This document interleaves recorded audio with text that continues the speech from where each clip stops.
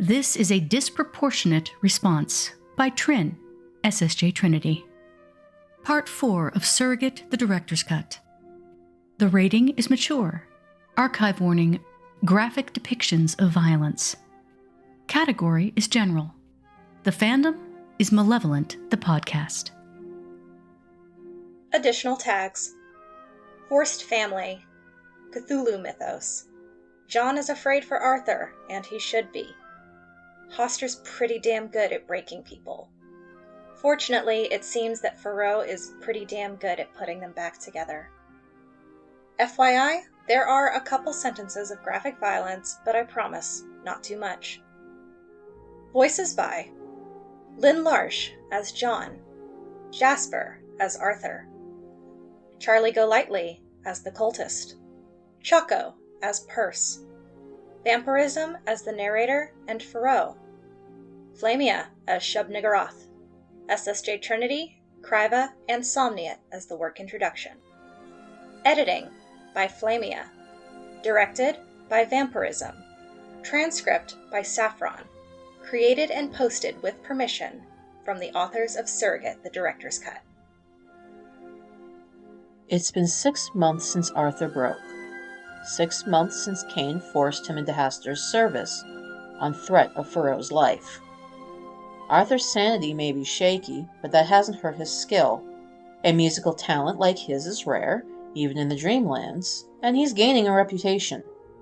Unfortunately, in the Dreamlands, attention is not a good thing to earn, especially when his owner has made it clear that Arthur is fair game.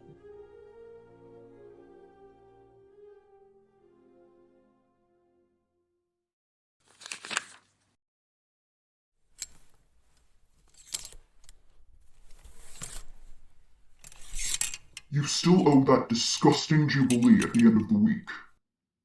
Arthur pauses, as if confused. Already? Yes, damn it. 6th month, 6th nauseating jubilee. You really don't like the monthly jubilees. Arthur takes off his heavy, ill-fitting composer's outfit and fumbles to hang it in his closet. Of course I don't. It's 3 fucking hours praising that asshole and supposed wonders. I'll give him wonders where the sun don't shine. Arthur laughs, just a little, just 2 tiny huffs, but John treasures them both like jewels. It took Arthur a long, long time to laugh for real again after... what happened? After his last day on Earth. After... It angers John. It angers him even more that Arthur's first laugh, his first actual laugh after it happened, came in response to Faroe.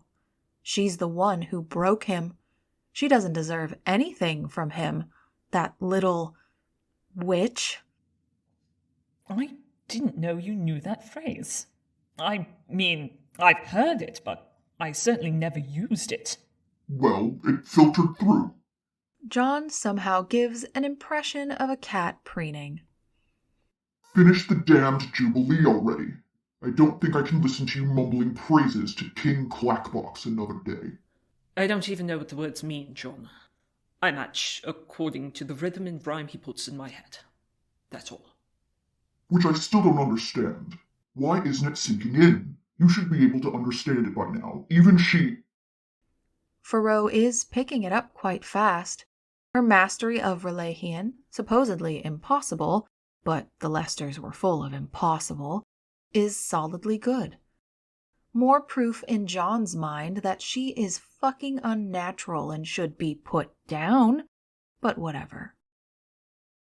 I don't know, John. Maybe I'm just too old. Arthur cracks his back as if to punctuate and slowly makes his way toward the door. I'll finish it tomorrow, I promise. I wish you wouldn't do this. Do what? Arthur pauses, hand on the door. This nightly walk, it's dangerous. You're exposed. I'm no more exposed than I am the rest of the day, John. And oh, It's not the same as Arthur's old stubbornness. And oh, it doesn't invite argument. And oh, John has not and never will fucking forgive Hastur for what he did to this man. But at least it is an instant acceptance. For the longest time after they arrived, Arthur gave no pushback for anything at all, except when it came to Faroe. That lesson John learned fast. Arthur, enough of the court is active at night that I just... King Clackbox constantly puts you down. I know. No inflection. He makes you seem weak. I am weak, John. Arthur, damn it, he makes you a target. There is a long moment of silence, filled with only breathing. Uneven breathing. Fucking damn it, Arthur is crying again. John feels sick. He reaches up and wipes Arthur's tears. I didn't mean to make you cry. You didn't. It's not your fault. Like hell it's not. I should have stopped this before it ever went this far. You couldn't, John. I earned it anyway, and it's me that's the target, and not her, so it's fine. It is not fine. Arthur! I'll stop after tonight, alright? I'm in here all day, except meals, and... Then he says something unexpected. I'll get a fat ass if I just sit on it all day. As if Skin and Bones Man here could ever... Wait. A joke? Arthur made a joke. How long had it been since he'd made a joke? John feels like his metaphysical heart is surging right out of him, a volcano of hope he doesn't know how to handle. Of course. He says, because he can't say no now. Absolutely not. Can't lose this precious inch of progress. Sure. We can do that. Okay. Thank you, John. Arthur opens the door. Let me know if I need to, move. To the side, he means, because pretty much any creature who dwells here is superior to Arthur. Nothing had happened yet. It had been 6 months. Maybe nothing would. John knows damn well something eventually will. John is beginning to feel he isn't enough to fix this. He'd told himself he was. Of course he was. He was the king in yellow once. Human minds were his playground. He could do this. Arthur would be fine. Arthur was not fine. Arthur was better, but that was because Arthur was remarkable. John is so afraid he won't be enough.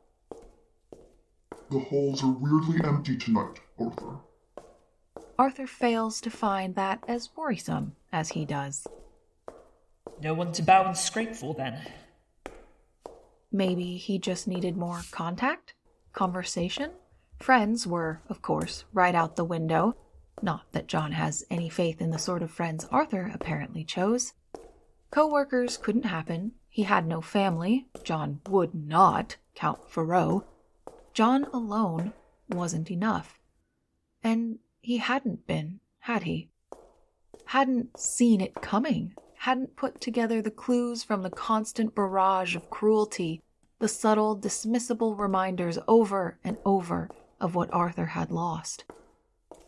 In hindsight, a clear assault on Arthur's sanity over a full fucking year. And John hadn't been enough. John hadn't figured it out in time.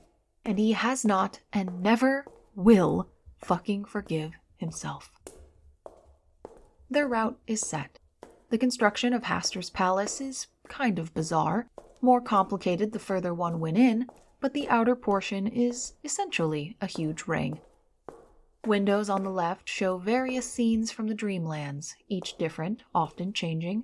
Doors to the right lead to all manner of places, from personal quarters to torture dungeons to weird and pungent kitchens. There are no benches or anything to trip him, so it is a good choice. Arthur walks the outer ring, taking in the scents of the gardens, deserts, and other air wafting in from those windows, and, unless prompted, never speaks. It's nice tonight. Arthur damn near startles John out of his metaphorical skin. Nice how? It smells nice. Fresh. Things are in bloom in those parts of the dreamlands that grow anything. Through the windows we pass, I glimpse fields, green and silver in the evening breeze. I see orchards, branches heavy with fruit ready to be picked. I see an ocean, blue in summer sun, dotted with white ships of fishers and those who play on the sea. It sounds lovely. You know damn well most of it isn't. I do, but still, it's nice. Nice that it isn't all terrible for her here. And of course, it comes right the fuck back to Faroe. John fights so hard not to comment. Not to say something like, "Stop bringing her up all the time," because when he had done that, Arthur cried quietly and horribly for 4 fucking hours. John takes a slow breath. Focus, fool, he tells himself. She's fine. She's fine, Arthur. He doesn't let her play anywhere dangerous, and Nibbles could probably eat anything that threatened her anyway. Yeah, she would, wouldn't she? Good goat. From the sound of the vowels, John can tell he does it smiling. Arthur, that thing is a demigod of hideous potential mayhem and madness. John, that thing loves my daughter, follows her everywhere, and has kept her from falling down the stairs. Only once. Then it was the one time that mattered. She'd told them about it at dinner, running, tripping on her sandal, which had come loose, almost falling down the wide, curved marble staircase, and Nibbles chomping the back of her breezy yellow dress, pulling her from disaster. Damned goat. Damned girl. Damned wedge. It was only a matter of time before Hastur used her to complete the breaking of Arthur's mind.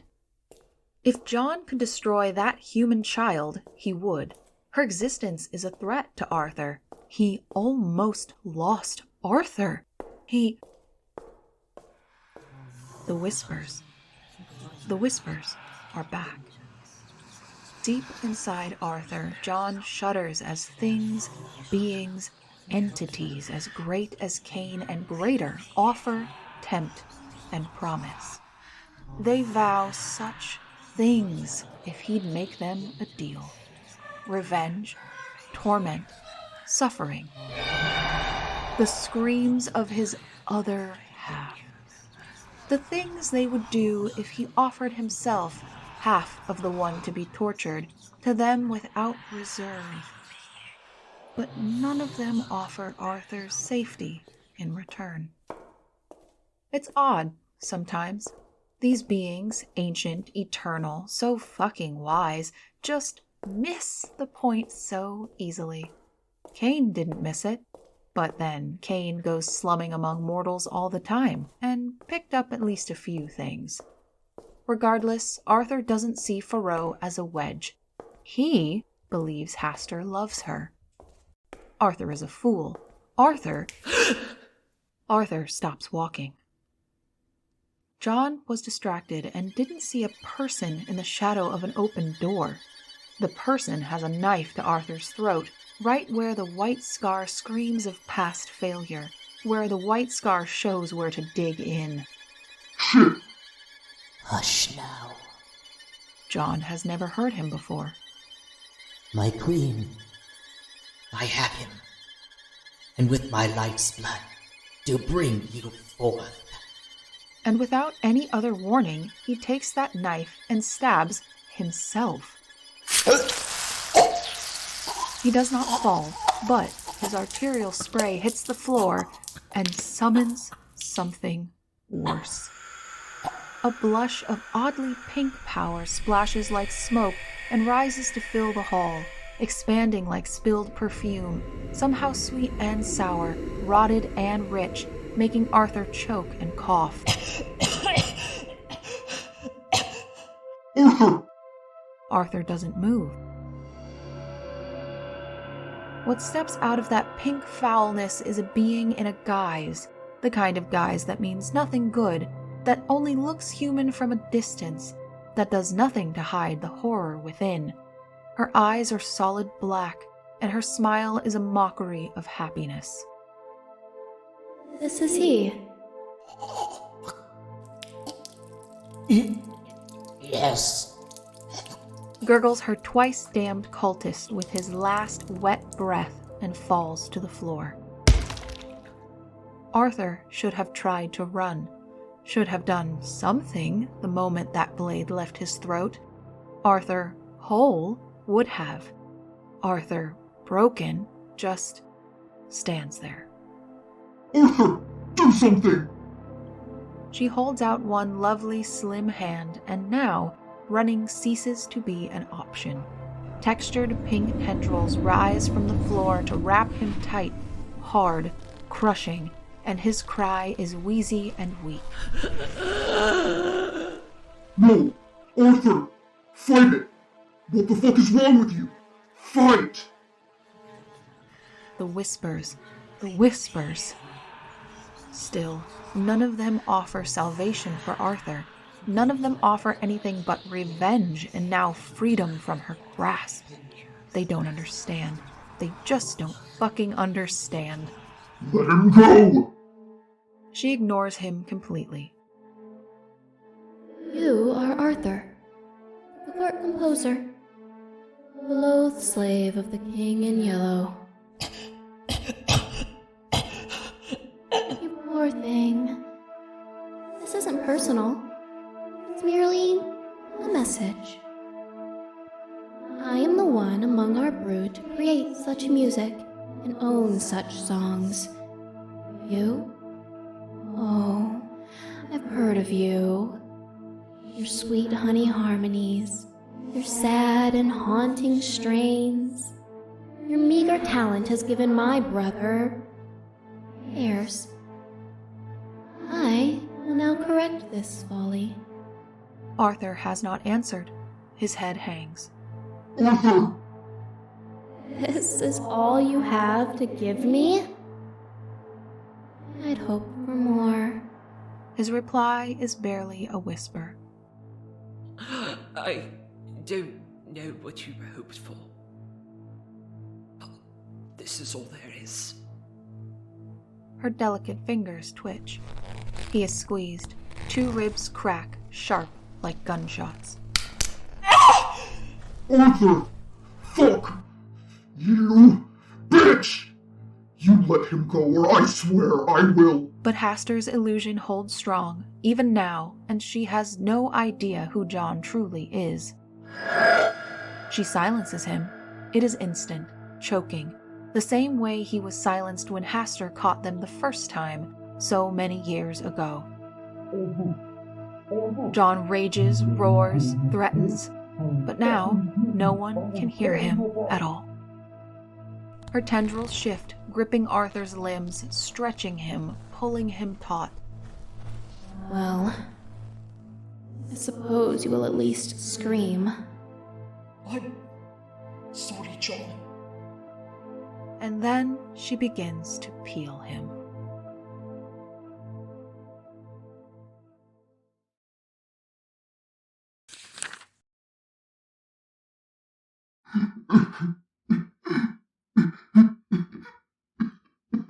John is weeping. He doesn't know why he bothered threatening her instead of howling for Haster. He wishes he had. He regrets. He can't do anything now.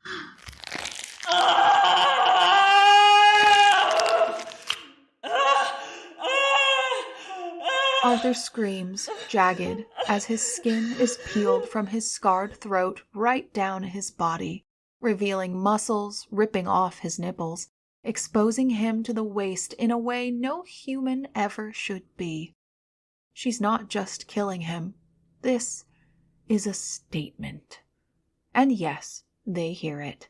Everyone nearby hears it, and a few doors have creaked open, their occupants watching, hidden, but no one will help, because Haster made it clear he finds Arthur worth nothing. John is weeping. She does the same thing to his right thigh, taking her time, going slow.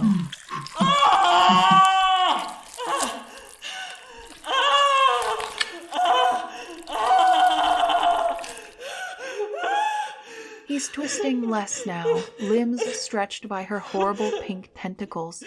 His vision is flashing, whiting out, shock racking his body. He can't live like this. He can't survive. He's not meant to. John is weeping.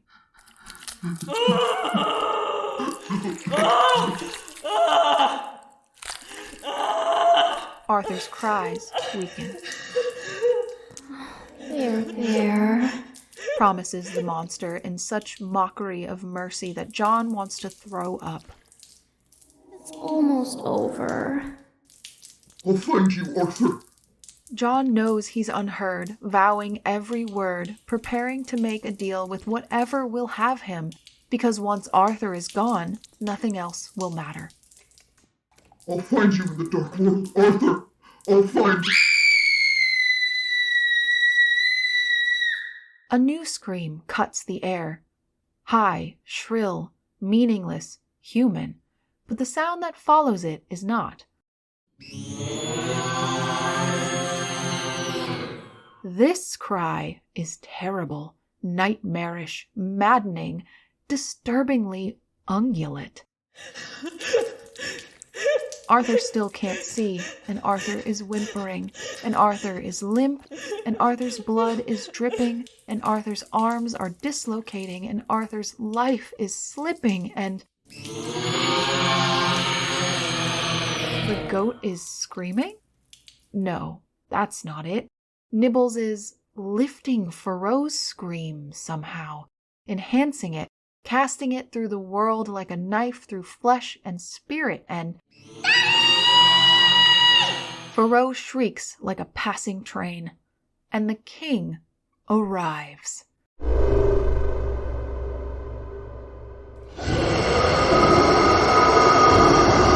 Arrives like a boulder fallen down from a cliff. Arrives like a hurricane making deadly landfall. Arrives like the end of the world, with so much force that the floor erupts into rubble. The intruder shrieks too, sounding more startled than afraid, and drops Arthur with a splat into the pool of his blood and the horrible fatty looseness of his skin. Arthur! Arthur! John tries, useless, helpless, to press his skin back onto him, as if he could somehow make it stick. Arthur! Something terrible is happening, just out of John's sight. Something he cannot see, something he cannot parse. A crunching, a screeching, a trembling.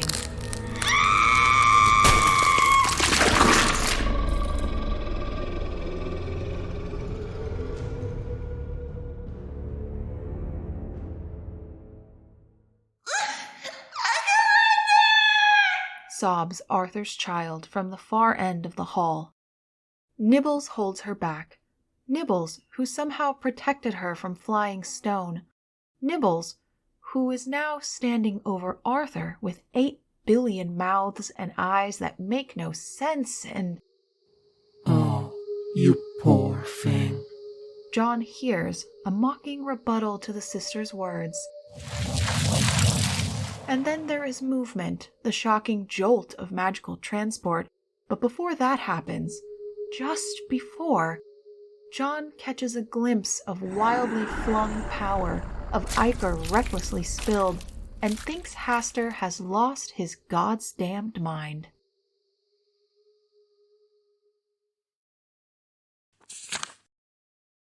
The nurses are still talking about it 3 weeks later. About how Haster had to go fetch his composer from Shubnigroth's realm. about how the Great Mother actually did not drive the human mad, a mystery in itself, though the human remembers nothing that happened there, about what favors must be owed, and about how Hastur, the King in Yellow, swore with such violence and came home in such temper that no one was safe in his presence for days, except, of course, for Faroe. But that's not all they say. John hears when they come to check on Arthur twice a day to change his bandages and rub him with goo. It's all the rage, this new bit of gossip. Things aren't done this way, they say. It was a disproportionate response, they say. This wasn't the usual back and forth between lords of perdition. It was, from what John can tell, Hastur breaking every fluid-filled tube and protuberant bone in his own half-sister's body, then barreling through several still unrepaired dimensional walls to her domain, and absolutely smashing the hell out of it. He rampaged, they say. He killed all the livestock, they say. He burned the orchards, they say. He went and found every musician, every instrument, every room that had ever heard a song, and he melted them all into violent black ooze that reacts to anything that makes sound by lurching toward it like angry acid. They say. John seriously wonders what the hell got into that guy. They say his behavior has quelled multiple plans and discussions of ways to use Hastur's slave to gain Hastur's favor. Nobody seems to think going after Arthur is a wise move anymore. John is frightened by how many beings, they say, had been thinking it was a wise move. The end! Faroe has both hands as high in the air as she can reach. She's discovered the concept of nail polish, and each of her nails is a messy and eye-watering blue. She seems fine. She hasn't spoken about what happened yet.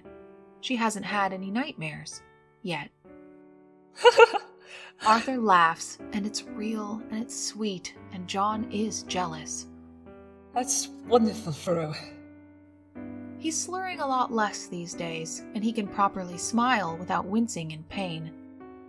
Faroe has colored all of Arthur's nails purple to match his skin, the unguents Shubnigroth provided to numb pain having temporarily dyed him. He's still bandaged. The repairs were not immediate, but they were effective, and impossible without the power of a god. There is no infection. He won't even slough apart as long as he takes it easy for another week. She could have made it so much better. She could have made it so much worse. John does not understand the black goat's choice. So Arthur's in bed like a mummy, and Faroe brings him flowers every day, and he has kept every single one, even when they wilted, and her newest thing is telling him stories to make him smile. John thinks Hastur does not know about this new routine. Hastur is traveling. Hastur is birthing gossip. Hastur is perhaps smashing more palaces to remind people what happens when they touch his things. Even if, perhaps, it's a thing he cannot personally stand? No. This is because what happened made Faroe scream. Maybe Arthur is right. Maybe Hastur does actually love that human child. It is a terrifying thing, if true, and John fears where it may lead. I can almost read the big book now. She's kneeling on the bed and utterly unbothered by his bandages and colors and funny medicinal smells. Really? The whole thing? Not the whole thing. She shakes her head. But I'm practically erudite. Erudite, you say? Arthur says like this is the best thing that's ever happened. She nods enthusiastically in full recitation of phrases she's heard, barely understands, and mixes with abandon. Uh-huh. Daddy says, but it is too great to be born, so I can't be bothered. You'll be able to someday, sweet princess. John rolls his metaphorical eyes so hard they actually hurt. She beams. I can jump rope. Wanna see? I do. Arthur sounds like he means that more than he's ever wanted anything in his life. She tries to show them. It does not go well. I can do it when nobody's watching! She's half bent over with the force of her declaration. I believe you. You are doing so well, Faroe. Her smile comes back on like a light switch. John is so conflicted. If she hadn't come along, if she hadn't screamed, if fucking Nibbles hadn't insured Haster Hurd, if Nibbles hadn't done whatever she did to get Shub-Nigroth's favor, he can't recall what happened in Shub-Nigroth's realm either. Someone is going to owe a lot for this mess. Too many things could have gone wrong with this mess. John feels distinctly twitchy. Uncle Arthur? Yes, dear one? Sing me the angel song. Arthur does, at once. His voice doesn't even crack this time. When at night I go to sleep, 14 angels watch do keep, to my head are guarding, to my feet are guiding. 2 are on my right hand, 2 are on my left hand, 2 who warmly cover, 2 who o'er me hover, 2 to whom 'tis given to guide my steps to heaven.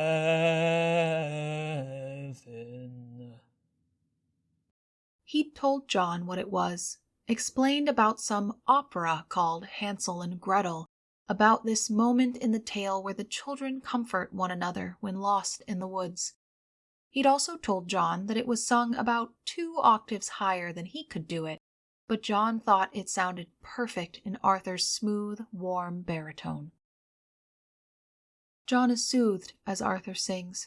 His hackles just go away. He wishes he could see Arthur's face, could watch him perform this act of simple magic, this singing of beautiful songs. He wishes he could do other things when Arthur sings like this. He's not sure what, but contact would be part of it. He wants to hold the maker of this sound. He wants to keep. For Arthur's sake, he tries to be human, but in moments like this, he knows he truly is not. When Arthur is done, Faroe is terribly sleepy. She smiles, flops onto his chest, he does his best not to wince, and hugs him. Good night, Uncle Arthur. Good night, precious Faroe. His voice does crack now. She leaves, skipping, dragging her jump rope behind her. Nibbles goes, too, detaching from the shadows like some kind of bad dream and silently trotting after her master. Arthur. Arthur seems to be out. His eyes are closed. His breathing is steady. But John knows he's not.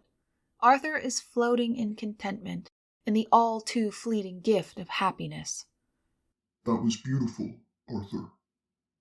Thank you, John. John has no throat to be tight, but it feels tight anyway. He hesitates. Could you sing it one more time? Arthur does, and from the sound of the vowels, John can tell he does it smiling. 14 angels watch do keep, to my head are guarding, to my feet are guiding.